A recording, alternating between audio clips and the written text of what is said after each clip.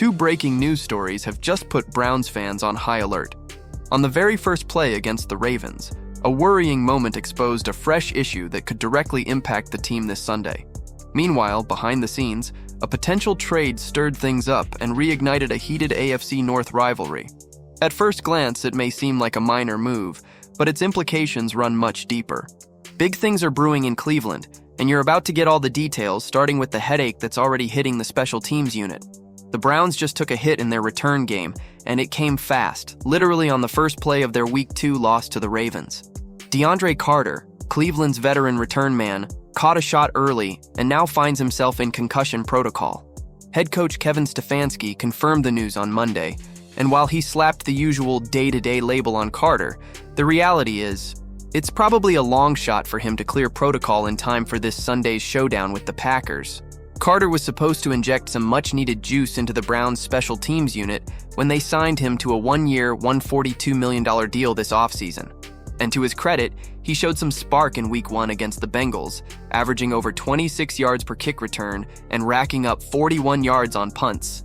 But now, he's sidelined, and the Browns are scrambling for Plan B. Enter Isaiah Bond. Yeah, the same rookie wideout who went undrafted in 2025 thanks to some off-field trouble. Once he got cleared legally, Cleveland pounced and locked him up on a fully guaranteed 3-year deal. But here's the kicker. Bond barely touched the return game in college at Texas. Just 2 returns to his name. And it showed on Sunday. He looked like a deer in headlights back there. Special teams coach Bubba Ventrone has his work cut out this week. Bond is still playing catch-up after missing most of the preseason, so if he's the guy moving forward, there's going to be some serious crash course action going on behind the scenes. Now, don't rule out Jerome Ford either. The 4th-year back isn't just hanging around. He restructured his deal to stick with this team and bring value on special teams.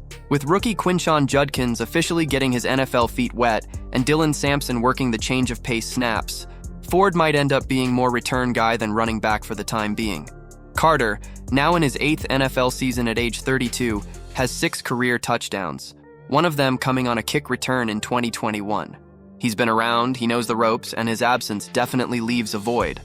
Until he's back in action, expect a mix of Bond and Ford trying to hold things down in the return game against Green Bay.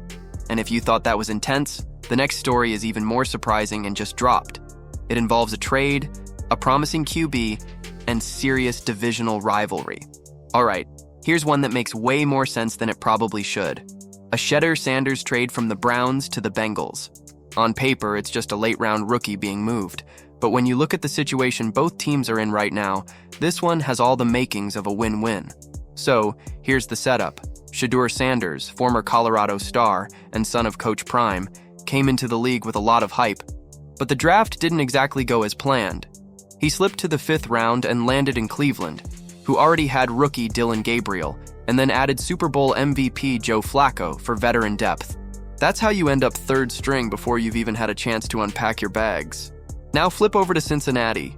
The Bengals just got smacked with brutal news. Joe Burrow is out for at least 3 months with a nasty turf toe injury. That leaves Jake Browning as the starter and Brett Rypien chilling on the practice squad.